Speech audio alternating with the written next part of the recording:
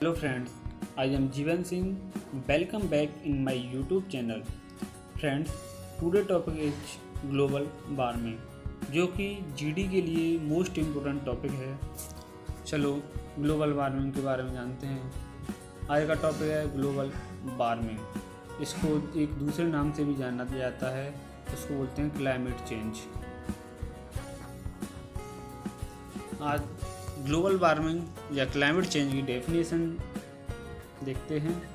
Global warming is the increment in temperature बढ़ना of the earth surface and ocean is called global warming. चलो next point पर चलते हैं दोस्तों।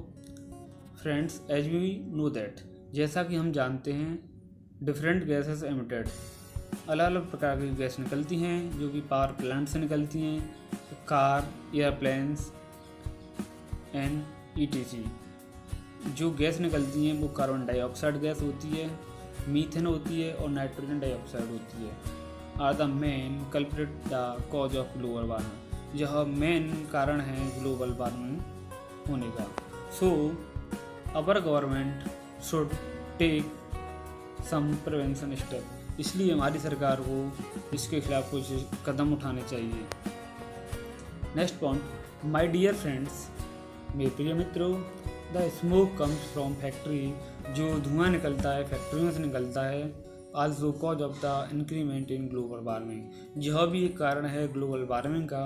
सो all the country should come together, सभी देशों को एक साथ आना चाहिए, and to control all such activity, और इन सभी प्रक्रियाओं पर कंट्रोल करना चाहिए। So we have in the causing of global warming, जो कि हम इसे कम कर सकें ग्लोबल वार्मिंग को। Next point, my dear friend, due to global warming के दौरान प्लांट और animal are most affected, plant और एनिमल पर बहुत ही बुरा प्रभाव पड़ रहा है ग्लोबल वार्मिंग का, क्योंकि हाई टेम्परेचर, जो कि बढ़ता हुआ temperature will melt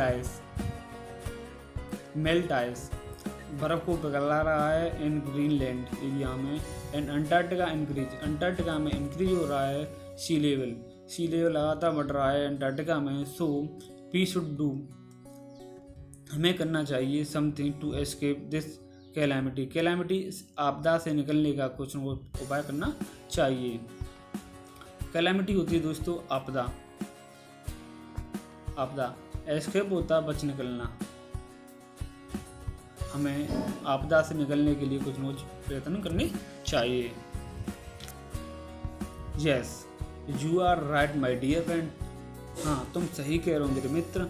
high temperature will make agriculture next to impossible, तुम सही कह रहे हो मेरे मित्र। हाई टेम्परेचर, बढ़ते हुए टेम्परेचर आगे के समय एग्रीकल्चर टू इम्पॉसिबल, जो एग्रीकल्चर होती है खेती आने के समय में बहुत ही कठिन हो जाएगी करने के लिए, कठिन का इम्पॉसिबल की तरफ बढ़ जाएगी। एंड ओनली एरिया, सिर्फ वह area that will be left little, बहुत ही कम एरिया बचेगा जो ठंडा होगा, कैन स्टैंड फॉर एग्रीकल्चर, वही एग्रीकल्चर के लिए, वहीं पर एग्रीकल्चर हो सकती है खेती। एंड बी में फेस डिजास्टर, हमें बहुत ही आपदाओं का सामना करना पड़ेगा। डिजास्टर होता है फ्रेंड्स आपदा। सो इसलिए we should take some prevention, इसलिए हमें कुछ रोकथाम करनी चाहिए। Step for the global warming के लिए कुछ कदम उठाने चाहिए। Causing things exactly dear friend in the bust होता है बहुत ही बुरा, जो बेड की धड़फड़ होती है बस्ट, बहुत ही खराब दृश्य है। The environment will be disasted leading to flood, हमारा वातावरण विल बी डिजास्टेड लीडिंग, हमारा बाढ़ का सामना करना पड़ेगा, सूखे का सामना करना पड़ेगा हमें, चाहिए ऐसा हो रहा तो। सो बेटर टू प्रिवेंट, हमें रोकने के लिए सच थिंग, ऐसी वस्तुओं टू कॉज द थ्रेट, इनसे हमें कुछ हानि ना हो, उनका यूज हमें करना पड़ेगा। वो कौन सी वस्तुएं फ्रेंड्स, हम सभी जानते हैं, all we know that deforestation, जंगलों का कटना यह भी एक मेन कॉज है ग्लोबल वार्मिंग का। जब पेड़ ही कट जाएंगे तो फिर ऑक्सीजन की परेशानी होगी। पेड़ ही हमें बारिश आती है, वो हमें ग्लोबल वार्मिंग कम करती है।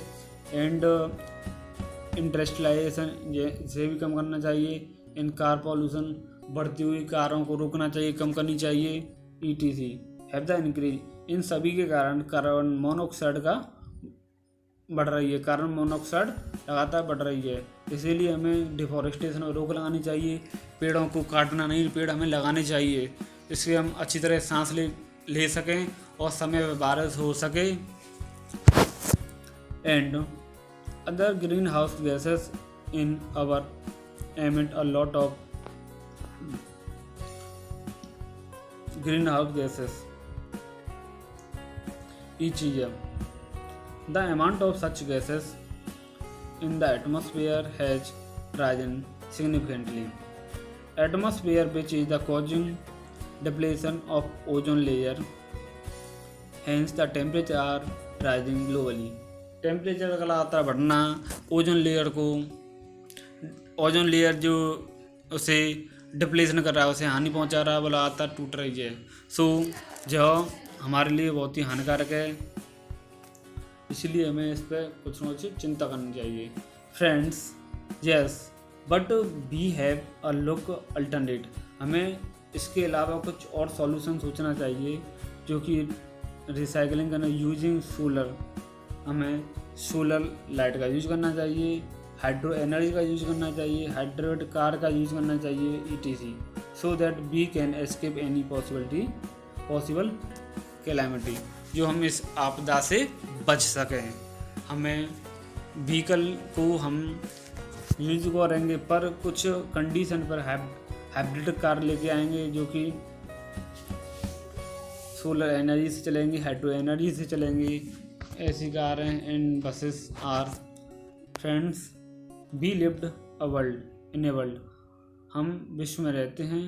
We industrious are prospering, people are the profit driver everyone, प्रत्येक में अपनी अपनी कार है, owns car, people fly by car, planes, लोग जहाज़ों में उड़ते हैं या जहाज़ों के द्वारा। सच अ ह्यूमन लाइफ, ऐसी ह्यूमन लाइफ है। एंड नाउ दैट इनएविटेबली जो अटल है, वी वुड डिस्ट्रॉय नेचर, जो अटल है, हम नेचर को बर्बाद कर देंगे if we want to live a prosper life.